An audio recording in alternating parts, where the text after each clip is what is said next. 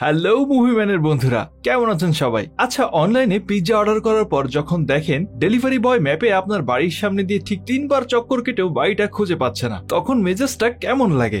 মনে হয় না যে ফোন দিয়ে বলি, ভাই মঙ্গল গ্রহে তো যাচ্ছিস না, আমার বাড়িতেই তো আসছিস? কিন্তু 1 মিনিট দাঁড়ান, কি হবে যদি জানতে পারেন আপনার ওই ডেলিভারি বয় আসলে একজন সুপার হিরো। তাও আবার যেমন তেমন সুপার হিরো না, সে নাকি একবার ছোটবেলায় ভুল করে ফেভিকলের 1 বোতল খেয়ে ফেলা মহান এক ব্যক্তি, যার ঘামও এখন সুপার গ্লু। তো আর দেরি কিসের, পপকর্ন নিয়ে বসে পড়ুন, কারণ আজ আমরা ডুব দিতে চলেছি চাইনিজ মাল্টিভার্স অফ ম্যাডনেস এর এমন এক দুনিয়ায় যেখানে সুপার হিরোরা অ্যাভেঞ্জার্স এর মতো দুনিয়া না বাঁচিয়ে শহরের ম্যানহোলের ঢাকনা বাঁচায়, আর তাদের লিডার চোখে চোখ রেখেই লোককে তার কুম্ভমেলায় হারিয়ে যাওয়া বাবা বানিয়ে দেয়। আজকের মুভির নাম ডেলিভারি ম্যান, আর বরাবরের মতো আমি মুভিম্যান আছি আপনাদের সাথে। তো আর দেরি না করে let's get this party started. গল্পের শুরুতেই আমাদের ক্যামেরা সোজা চলে যায় বেজিং শহরের এক ঝা চকচকে বিল্ডিং এর ছাদে। সেখানে 3জন পয়সাওয়ালা লোক দেশের অর্থনীতি নিয়ে চিন্তা না করে গভীর মনোযোগ দিয়ে জুয়া খেলছিল, আর তাদের মধ্যে থাকা এক ম্যাডামের হাতে এমনই বাজে তাস এসেছে যেটা দেখে তার মুখ শুকিয়ে একেবারে আমসত্ত্ব হয়ে গেছে। আর ঠিক তখনই তার ছোট্ট ছেলে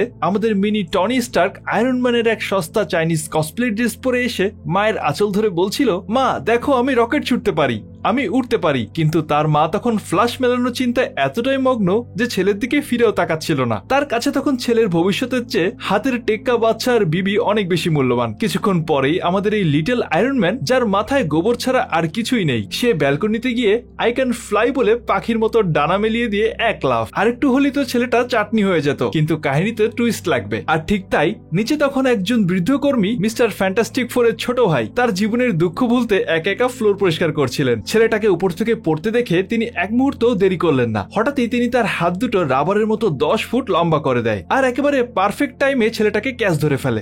স্পাইডারম্যান এই সিনটা দেখলে তো লজ্জায় মাস্ক খুলে অবসরে চলে যেত। তারপর ছেলেটাকে ভালো করে জ্ঞান দিয়ে বলেন, বাবা সিনেমায় যা দেখায় তার সব সত্যি না, বাস্তবে কোনো স্পাইডারম্যান বা আয়রন ম্যান হয় না। মাথায় কি তোমার গোবর ভরা নাকি? আরেকটু হলেই তো তোমার মা আজকে তোমার শ্রাদ্ধের আয়োজন করতো। আর এদিকে ততক্ষণে আশেপাশে পাবলিকের মেলা বসে গেছে, সবাই হা করে আঙ্কেলের এই রাবার ম্যানের অবতার দেখছে, যেন সার্কাসে নতুন খেলা শুরু হয়েছে। ভিড় দেখে বৃদ্ধ আঙ্কেল তার পকেট থেকে একটা China made men in black এর মেমোরি ইরেজার বের করে বলে, এসো এসো সবাই এদিকে তাকাও, তোমাদের সবার একটা গ্রুপ ফটো তুলি, স্মাইল প্লিজ। এই বলে ফট্টাস করে একটা ক্লিক মেরে সবার মাথার হার্ড ডিস্ক থেকে ঘটনাটা ফরম্যাট করে দেয়। আর ঠিক তখনই বাচ্চার মা সেখানে দৌড়ে আসে আর নিজের গাফিলতির জন্য সরি বলে কসম খায় যে সে আর কোনোদিন জুয়া খেলবে না। এরপর সিন কাট হয়ে চলে যায় একটা সাইড ওয়াক ক্যাফেতে, আর এখানে কাস্টমারের ভিড়ে একটা মশারও জায়গা নেই। ক্ষুধায় পাগল কাস্টমাররা কাবাব আসতে দেরি হয়, সবাই মিলে রাধুনির 14 গোষ্ঠী উদ্ধার করছে।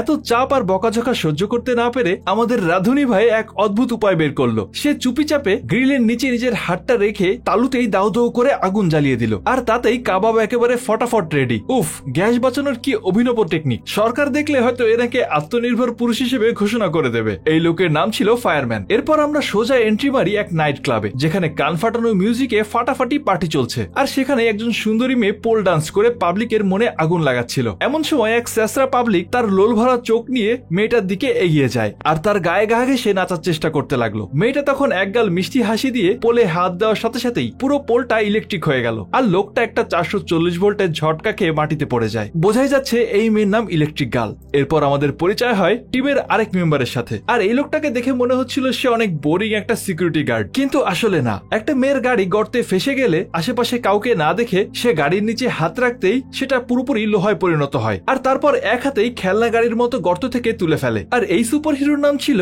আয়রন আর্ম, তার মানে লোহার হাত। ভাবুন একবার, এই লোকটা যদি তার গার্লফ্রেন্ডের হাত ধরে তাহলে বেচারির কি হবে, জীবনটাই লোহা লোহা হয়ে যাবে। যাই হোক, এই ঘটনার পর 3 সুপার হিরো তাদের লিডার ফেরোর কাছ থেকে একটা ফোন পায়, আর তাদের মিশনটা কি জানেন? কোনো ব্যাংক ডাকাতি না, কোনো টেরোরিস্ট অ্যাটাকও না। মিশন হলো মিউজিয়ামের কাছে কিছু চোর আসছে, তাদেরকে ধরতে হবে। আর কি চুরি করতে আসছে তারা? শহরের ম্যানহোলের ঢাকনা। হ্যাঁ, ঠিকই ধরেছেন, আমাদের সুপার হিরোর বাজেট এটাই। যাই হোক, খুব তাড়াতাড়ি সুপার হিরোদের টিম সেখানে পৌঁছে যায়। একটু পরেই চোরেরা একটা কালো গাড়িতে করে এসে সিকিউরিটি ক্যামেরাগুলো গুলি করে উড়িয়ে দেয়, আর তাদের হাইফাই ডিভাইস দিয়ে দরজা খোলার চেষ্টা করে, কিন্তু না পেরে শেষে বোমা মেরে দরজাটাই ভেঙে ফেলে। আর তাদেরকে দেখেই আমাদের আয়রন আর্ম রেগে গিয়ে অ্যাটাক করতে যাচ্ছিল, কিন্তু ফ্যারো তাকে ইশারায় থামিয়ে দেয়, কারণ ফ্যারো চেয়েছিল চোরেরা আগে চুরিটা করুক, যাতে হাতে নাতে ধরা যায়। কিন্তু ঠিক সেই মুহূর্তেই সুপারম্যানের সস্তা কপি হয়ে ডিগবাজি খেতে খেতে গ্রাভিটিকে বুড়ো আঙ্গুল দেখিয়ে এন্ট্রি নিল আমাদের আমাদের গল্পের হিরো স্টিকি, যাকে ফেরো এই মিশনে ডাকেইনি। আসলে সে নিজে নিজেই চলে এসেছিল হিরোগিরি দেখাতে। স্টিকি এসেই চোরদের উপর ঝাঁপিয়ে পড়লো আর তার ফেভিকলের চেয়েও বেশি চটচটে থু দিয়ে তাদেরকে দেওয়ালে আটকে দেয়। আর তখন বাকিরাও এসে তার সাথে যোগ দেয়। কয়েক মুহূর্তের মধ্যেই চোরদের অবস্থা একেবারে 12টা বাজিয়ে দেয় সবাই মিলে। আর তখন ফেরো খেয়াল করে একজন চোর তখনও বেঁচে আছে। ফেরো তার দিকে এমন ভাবে তাকালো যে তার চোখের পাওয়ার দিয়েই চোরটাকে হিপনোটাইজ করে ফেললো। আর তখন চোরের মনে হচ্ছিল ফেরো তার ছোটবেলায় মেলায় হারিয়ে যাওয়া বাবা। সে বাবা বাবা বলে ফেরোর পা জড়িয়ে ধরে আর তার কাছে বারবার মাপ চাইতে থাকলো। চোরটা তখন ফেরোকে বলে, আমরা আসলে এই ম্যানহোলের ঢাকনা চুরি করছিলাম, কারণ এই চাইনিজ ম্যানহোলের ঢাকনা এতটাই শক্ত যে নিউক্লিয়ার বোমা দিয়েও এর কিছুই হবে না। আর তাই একজন কোটিপতি চাইনিজ তাদেরকে টাকা দিয়েছিল এই ম্যানহোলের ঢাকনাগুলো চুরি করার জন্য, কারণ ওই লোকটা নাকি এই ঢাকনাগুলো দিয়ে একটা ট্যাঙ্ক তৈরি করতে চায়। এই কথাগুলো শুনে ফেরো তার ডিভাইস দিয়ে চোরের সব স্মৃতি মুছে দিল। স্টিকি তো ভাবছে এইবার বস তার পিঠ চাপড়াবে আর বলবে সাব্বাস বেটা, কিন্তু ফেরো উল্টো তাকে ঝাড়া শুরু করলো। যাই হোক, মিশন শেষ হলে ফেরো স্টিকিকে নিজের অফিসে ডেকে বাকিদের সাথে পরিচয় করিয়ে দেয়। আর ফেরো জানায় যে স্টিকি ছোটবেলায় ভুল করে এক বোতল ফেভিকল ম্যাঙ্গো জুস ভেবে ঘুট করে গিলে ফেলেছিল, যার সাইড ইফেক্ট হিসেবে এখন তার ঘাম, থুথু, এমনকি প্রস্রাবও সুপার গ্লুর মতো চটচটে হয়ে গেছে। আর নিজের প্রশংসা শুনে স্টিকি তো হিরোর মতো নিজের পাওয়ার দেখাচ্ছিল, কিন্তু যেই সে আয়রন আর্মের সামনে গেল, আয়রন আর্ম তখন তাকে এক ঝটকায় মশা মারার মতো করে ঘরের এক কোণা থেকে অন্য কোণায় ছুড়ে ফেলে দেয়। এরপর ফেরো স্টিকিকে একটা ডেলিভারি বয়ের চাকরি ধরিয়ে দেয়, কারণ তাদের নিয়ম ছিল সুপার হিরোদের সাধারণ মানুষের মতোই বোরিং জীবনযাপন করতে হবে, যাতে করে তাদের আসল পরিচয় কেউ জানতে না পারে। আর তাই বেচারা স্টিকিকেও বাধ্য হয়ে সারাদিন ডেলিভারি বয়ের কাজ করতে শুরু করতে হলো। কিন্তু রাস্তায় ঝামেলা দেখলেই স্পাইডারম্যান হওয়ার ভূত ওর মাথায় চেপে বসতো। সে তার চটচটে ঘামের সাহায্যে এক বিল্ডিং থেকে অন্য বিল্ডিং এ মাকড়সার মতো চড়ে চড়ে পার্সেল পৌঁছে দিত। একদিন এক মহিলা তাকে জানলা দিয়ে ভেতরে আসতে দেখে ভূত ভূত বলে চিৎকার করে অজ্ঞান হয়ে গেল। ভাগ্য ভালো যে ফেরো ঠিক সময়ে এসে তার স্মৃতি মুছে দেয়, না হলে হয়তো ওই মহিলাকে ভূতের ওঝার কাছে নিয়ে যেতে হতো। অন্যদিকে সেভেন নামের এক বড় কোম্পানির ডিরেক্টর চ্যাং তার ইনভেস্টরদের সাথে মিটিং করছিল, আর তাদেরকে সে ডক্টর বিল নামের এক ওভার উৎসাহী তরুণ বিজ্ঞানীর সাথে পরিচয় করিয়ে দেয়, যে এক বিশেষ ক্লোনিং কম্পাউন্ড আবিষ্কার করেছিল। বিল সবার সামনে একটা কমলার মধ্যে ইনজেকশন দিতেই সেটা নিজে থেকেই ডাবল হয়ে যায়। ইনভেস্টররা তো পুরোই ইমপ্রেসড, কারণ একটা কমলা থেকে দুটো কমলা হয়ে গিয়েছিল। আর তাছাড়াও দুটো কমলা লেবুর টেস্টই একেবারেই একরকম, আর এটা বিজ্ঞানের জন্য সত্যি এক অভাবনীয় আবিষ্কার ছিল। কিন্তু অন্যদিকে তখন ফেরো স্টিকিকে আবারও বকাঝকা করছিল। স্টিকি উত্তরে বলে, আমি ডেলিভারি বয়ের চাকরি করে সারা জীবন কাটাতে আসিনি, আমি একজন সুপার হিরো, আমার দায়িত্ব দেশের সেবা করা। ঠিক সেই সময় একটা পরীর মতো মিষ্টি মেয়ে পেছন থেকে তাকে ডাকে। মেয়েটা তাকে কুরিয়ার বয় ভেবে তার বাড়ির প্যাকিং এ হেল্প করতে বলে। স্টিকি তো মেয়েটাকে দেখেই ক্লিন বোল্ড, চুপচাপ তার পেছন পেছন চলে যায়। পরে জানা যায় মেয়েটার নাম সাও এবং সে একজন ফেমাস ব্লগার। সাও তখন স্টিকিকে কাজ বুঝিয়ে দিয়ে আবারও ব্লগিং করতে বসে যায়। আর কাজ করতে করতে আমাদের সুপার হিরোর একটু হালকা হওয়ার প্রয়োজন ছিল, তাই সে সোজা বাথরুমে গিয়ে ঢোকে। কিন্তু হালকা হতে হতেই হঠাৎ করে তার চোখে পড়ে একটা তেলাপোকা। আর কে ভাববে বলুন যে একটা সুপার হিরো একটা তেলাপোকা ভয় পায়? কিন্তু না, এটা তো নর্মাল কোনো সুপার হিরো না, এটা আমাদের স্টিকি। আর তাই তেলাপোকা দেখে ভয়ে তার স্পেশাল পানি সারা মেঝেতে ছড়িয়ে পড়ে। স্টিকির সবকিছুই ছিল আঠালো, আর তাই মেঝেতে তার জুতা আটকে যায়। অনেক চেষ্টা করে জুতা ছাড়াতে গিয়ে সে প্রায় পড়েই যাচ্ছিল। আর ঠিক তখনই সেখানে সাওয়ের শুকাতে দেওয়া অন্তর্বাস, মানে যেটা দেখছেন সেটাই আর কি, ওটা তার হাতে আটকে যায়। এদিকে সাও বাথরুমে আওয়াজ পেয়ে এসে দেখে ডেলিভারি বয় হাতে তার ওটা নিয়ে অদ্ভুত ভঙ্গিতে বসে আছে। আর এই পুরো সিনটা লাইভ স্ট্রিমে রেকর্ড হয়ে গিয়েছিল। আর এতে বেচারি সাও লজ্জায় শেষ। আর স্টিকি তখন সেখান থেকে কোনো মতে পালিয়ে বাঁচে। অন্যদিকে সেভেন কোম্পানির ল্যাবে বিল একটা ইঁদুরের উপরে ক্লোন বানানোর চেষ্টা করছিল, কিন্তু ইনজেকশন দিতেই ইঁদুরটা পটকার মতো ফেটে গেল। ঠিক সেই সময় চ্যাং সেখানে এসে বিলকে জীবজন্তুর উপর পরীক্ষা করতে দেখে ফেলে। আর তাই চ্যাং রেগে গিয়ে বলল যে জীবন্ত জীবজন্তুর উপর ক্লোনিং পরীক্ষা করা বেআইনি, আর এই খবর বাইরে গেলে তারা বড় বিপদে পড়ে যাবে। কিন্তু বিল তখন চ্যাংকে বোঝানোর চেষ্টা করে যে যদি সে জীবন্ত প্রাণীর ক্লোন তৈরি করতে পারে তাহলে সে পৃথিবীর সেরা বিজ্ঞানী হয়ে যাবে। বিলের বিশ্বাস ছিল যে সে এই টেকনিকের মাধ্যমে ভবিষ্যতে মানুষের অঙ্গ প্রত্যঙ্গ যেমন কিডনি, হার্ট, লিভার পুনরায় তৈরি করতে পারবে, যা দিয়ে সারা পৃথিবীর অনেক উপকার হবে। কিন্তু চ্যাং তার একটা কথাও শুনল না এবং এই ধরনের পরীক্ষা করতে নিষেধ করে দিল। বেচারা বিলের কাছে আর কোনো উপায় নেই, তাই সে তখনকার মতো থেমে যায়। এরপর আমরা দেখি স্টিকি ফেরোর কাছে গিয়ে বলছে তার শরীরে কোনো অদ্ভুত পরিবর্তন হচ্ছে, কারণ এর আগে সে তার চটচটে প্রস্রাবের কারণে কখনো আটকে যায়নি। তখন ফেরো তাকে একটা বিছানার সাথে বেঁধে দিয়ে বোঝালো যে এটা তার স্ট্রেসের কারণে হচ্ছে। যখন তার অ্যাড্রিনালিন বেড়ে যায় তখন সে নিজের শক্তির উপর নিয়ন্ত্রণ হারিয়ে ফেলে। ফেরো বলল, চিন্তা করিস না, আমি তো শরীরে একটা ছোট্ট কাট লাগাবো আর সবকিছু ঠিক হয়ে যাবে। স্টিকি প্রথমে রাজি হয়ে গিয়েছিল, কিন্তু তারপর সে দেখলো ফেরো তার বিশেষ অঙ্গের দিকে ইশারা করছে। সে ভয়ে চিৎকার করে উঠল, আরে বুড়ো, কোথায় কাট লাগাবি তুই? ফেরো তাকে শান্ত স্বরে বলল, আরে না না, তেমন কিছুই না, আমি তোর হাতের তালুতেই কাট লাগাবো। সার্জারির পর স্টিকির হাত আবারও আগের মতো হয়ে গেল, আর এবার সে নিজের নিজের জন্য একটা নতুন সুপার হিরো স্যুট বানিয়ে নেয়। এখন তার শরীর থেকে আঠালো চটচটে জিনিসটা তার নতুন হাতের ছিদ্র দিয়েই বাইরে বের হয়ে আসতো, ওই স্পাইডারম্যানের সস্তা কপি আর কি। আর তারপর সে আবারও তার ডেলিভারি বয়ের চাকরিতে ফিরে যায় আর একটা কুরিয়ার নিয়ে শাওয়ের বাড়িতে পৌঁছায়। কিন্তু তাকে দেখেই শাও আবারও রেগে যায়। তখন স্টিকি শাওকে শান্ত করে তার অন্তর্বাসগুলো ফিরিয়ে দেয় আর বলে যে সে এগুলো খুব ভালোভাবে ধুয়ে দিয়েছে। কিন্তু যখন শাও বক্সটা খোলে তখন দেখা যায় তার মধ্যে একটা নেংটু পুরুষের পুতুল, আর এটা দেখে সে রেগে গিয়ে স্টিকিকে মারতে শুরু করে। শাও বলে তুই শুধরাবি না তাই না, দাঁড়া তোকে মজা দেখাচ্ছি। ঠিক তখনই তার প্রতিবেশী বাইরে এসে শাওয়ের হাত থেকে পুতুলটা নিয়ে নেয় আর বোঝা যায় যে আসলে ঠিকানাটা ভুল হয়েছিল, কারণ পার্সেলটা ছিল আসলে তার প্রতিবেশীর। এইসব ঝামেলা মিটে যাওয়ার পর স্টিকি শাওয়ের কাছে গিয়ে বলে যে দেখো আগেরবারও তুমি আমাকে ভুল বুঝেছিলে। আর এবার শাও একটু বুঝতে পারে যে স্টিকি আসলেই খারাপ মানুষ না। ঠিক তখনই শাওয়ের কাছে একটা ফোন আসে আর সে স্টিকিকে সেখানে ফেলেই দৌড়ে বাইরে বের হয়ে যায়, যেখানে তার বাবা অপেক্ষা করছিল। আর তার বাবা আর কেউ না, তিনি ছিলেন 7 কোম্পানির ডিরেক্টর চ্যাং। আর এটা দেখে স্টিকি তো বেশ খুশি, কারণ তার পছন্দের মেয়ে শুধু সুন্দরী না, অনেক ধনীও। অন্যদিকে বিল তখনও ইঁদুরের উপর পরীক্ষা নিরীক্ষা চালিয়েই যাচ্ছিল আর সে তার সহকর্মীদেরকেও নিজের দলে ভিড়িয়ে দিয়েছিল। অবশেষে অনেক চেষ্টার পর সে ইঁদুরের ক্লোন বানাতে সফল হয়। পরের দিন সকালে ফ্যারো সুপার হিরোদের দলটাকে একটা নতুন মিশনের কথা জানায়, কিন্তু বাকি সুপার হিরোরা স্টিকির দলে আসায় একদমই খুশি ছিল না, কারণ সে প্রায় ভুল করে সব গন্ডগোল করে দিত। কিন্তু ফ্যারো তাদেরকে বিশ্বাস দিল যে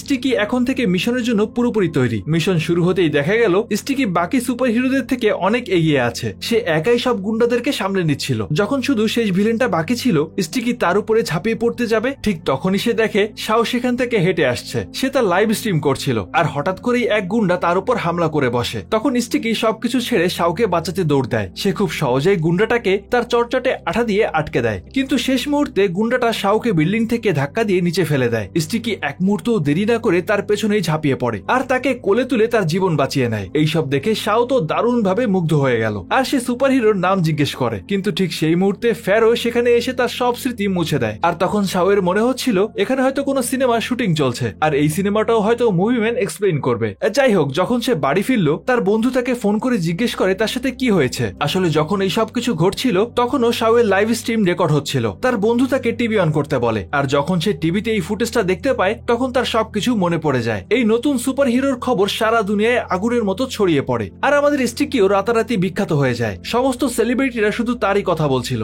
আর এখন তো তার প্রশংসায় গানও তৈরি হতে শুরু করে। এইসব দেখে ফ্যারো খুব রেগে গিয়েছিল, কিন্তু তখনই কমিশনার তাকে ফোন করে বলে যে যা হওয়ার হয়ে গেছে, এখন তোমাদেরকে স্টিকিকেই একজন সেলিব্রিটি সুপার হিরো হিসেবে রাখ, যাতে সবার মনোযোগ তার দিকেই থাকে আর বাকি সুপার হিরোরা নিজেদের মতো কাজ করতে পারে। আর এবার ফ্যারো স্টিকিকে নিয়ে সেন্ট্রাল টেলিভিশনের প্রযোজকের কাছে আসে আর সেখানে স্টিকি সবার সামনে নিজের ক্ষমতা দেখে একটু শো অফ করে। আর দেখতে দেখতে স্টিকি সেলিব্রিটি হয়ে যায়। সব নিউজ চ্যানেলে তার ইন্টারভিউ নিয়ে নানা রকম প্রশ্ন করতে লাগে। এরপর সে অনেক বিজ্ঞাপনও করে, এমনকি কেউ কেউ তাকে গানের অনুষ্ঠানের বিচারকও বানিয়ে দেয়। এই সময় সে অনেক প্রেস কনফারেন্সও করছিল যাতে বাকি সুপার হিরোদের পরিচয় গোপন থাকে। আর ইন্টারভিউ দিতে দিতে এক পর্যায়ে সে দাবি করেই বসে আজ পর্যন্ত মানুষদেরকে বিপদ থেকে বাঁচানোর যত চমৎকার ঘটনা ঘটেছে তার সবকিছুর পেছনে তারই হাত ছিল। আর আয়রন আর্ম যখন এই খবরটা দেখে সে রাগে লাল হয়ে যায়, কারণ এই গতকালকের আসা ছেলেটা তাদের সমস্ত পরিশ্রমের কৃতিত্ব একাই নিয়ে নিচ্ছিল। কিন্তু ধীরে ধীরে স্টিকের সমস্যাও বাড়তে শুরু করে, কারণ তার আসল পরিচয় সামনে আসায় সাধারণ মানুষের সাথে গুন্ডারাও তাকে চিনতে শুরু করেছিল। একবার তো এক লোক ইচ্ছা করে চুরি করার নাটক করে আর যখন স্টিকি তাকে এসে ধরে তখন সব মানুষের মনোযোগ পেয়ে সে নিজের দোকানের বিজ্ঞাপন শুরু করে দেয়। এমনকি কিছু লোক নকল হামলার নাটকও সাজায় যাতে করে স্টিকি তাদেরকে বাঁচাতে আসে আর তারা তার সাথে দেখা করতে পারে। একবার স্টিকি একটা কনফারেন্সে যাওয়ার আগে ফ্যারোর সাথে বসেছিল। সে ফ্যারোকে নালিশ করে যে সে বিখ্যাত হওয়ার পর থেকেই এইসব গন্ডগোল হচ্ছে। আর ঠিক তখনই দেখা যায় শাও ভিড় ঠেলে স্টিকির দিকে দৌড়ে আসছে। সে তো স্টিকির প্রেমে পাগল হয়ে গিয়েছিল, এমনকি সিকিউরিটি গার্ডরাও তাকে আটকাতে পারছিল না। তখনই আমাদের আয়রন আর্ম সিকিউরিটি ইউনিফর্মে স্টিকির কাছে এসে তাকে বাজেভাবে মারতে শুরু করে, কারণ স্টিকি টিভিতে সব মিশনের কৃতিত্ব একাই নিয়ে নিয়েছিল। আর তাকে চুপ করানোর জন্য স্টিকি তার ঠোঁটে চটচটে আটা ফেলে দেয় আর সেই মুহূর্তে শাও ঘরের দরজাটা খুলে ফেলে। তার ধাক্কা লেগে স্টিকির ঠোঁট আয়রন আর্মের ঠোঁটের সাথে গিয়ে আটকে যায়। যখন শাও তাদের দুজনকে ঠোঁটে ঠোঁট লাগিয়ে দেখতে পায় তখন তার মনে হয় স্টিকি হয়তো গে, আর এটা দেখে সে এত কষ্ট পায় যে সে কাঁদতে কাঁদতে সেখান থেকে দৌড়ে পালিয়ে যায়। কি একটা অবস্থা! সুপার হিরোর কপাল যদি এমন হয় তাহলে হয়তো কেউই সুপার হিরো হতে চাইবে না। এই ঘটনার পর স্টিকি কোনোভাবে নিজেকে ছাড়িয়ে কুরিয়ার বয়ের বেশে শাওয়ের কাছে যায় আর তাকে বোঝানোর চেষ্টা করে। সে একটা গল্প বানায়। স্টিকি বলে সে সুপার হিরোকে খুব ভালোভাবেই চেনে আর শাও চাইলে সে তার সাথে তাকে দেখাও করে দিতে পারে। সে শাওকে বিশ্বাস করায় যে স্টিকি আসলে সমকামী না, তার নিশ্চয়ই কোনো ভুল বোঝাবুঝি হয়েছে। আর এই কথা শুনে শাও খুশিতে তাকে জড়িয়ে ধরে। অন্যদিকে 7 কোম্পানির অফিসে ডিরেক্টরের সহকারী আবর্জনার স্তূপ থেকে একটা টেস্ট টিউব খুঁজে পায় আর সঙ্গে সঙ্গে সে এই খবরটা চ্যাংকে দেয়। চ্যাং রেগে গিয়ে সোজা বিলের কাছে এসে পৌঁছায়। সে বিলের উপরে অনেক চিৎকার করতে থাকে আর তাকে চাকরি থেকে বের করে দেওয়ার হুমকি দেয়। কিন্তু বিল তো এবার আগে থেকেই সমস্ত স্টাফকে নিজের দলে ভিড়িয়ে নিয়েছিল। সে স্টাফদেরকে হুকুম দিয়ে ডিরেক্টর আর তার সহকারীকে বন্দী বানিয়ে ফেলে। বিল বলে যে এইবার এই ক্লোনিং কম্পাউন্ড মানুষের উপরে পরীক্ষা করার সময় হয়ে গেছে। প্রথমেই সে সহকারীকে এই ড্রাগের একটা ইনজেকশন দেয়, কিন্তু কয়েক মিনিটের মধ্যেই একটা বিস্ফোরণে তার পুরো শরীরটাই ফেটে যায়। এটা দেখে বিল বুঝতে পারছিল নিশ্চয়ই কোথাও একটা ভুল হয়েছে, তাই সে পুরো পরীক্ষার ডেটা বিশ্লেষণ করতে চাচ্ছিল। কিন্তু চ্যাং ঠিক সেই মুহূর্তেই তার ফোন দিয়ে ডেটাবেস লক করে দেয়। তখন বিল নিজের গুন্ডাদেরকে হুকুম দেয় চ্যাং এর মেয়ে শাওকে ধরে আনতে। অন্যদিকে স্টিকি এক ছাদ থেকে আরেক ছাদে খুশিতে লাফাতে লাফাতে শাওয়ের সাথে দেখা করতে যাচ্ছিল।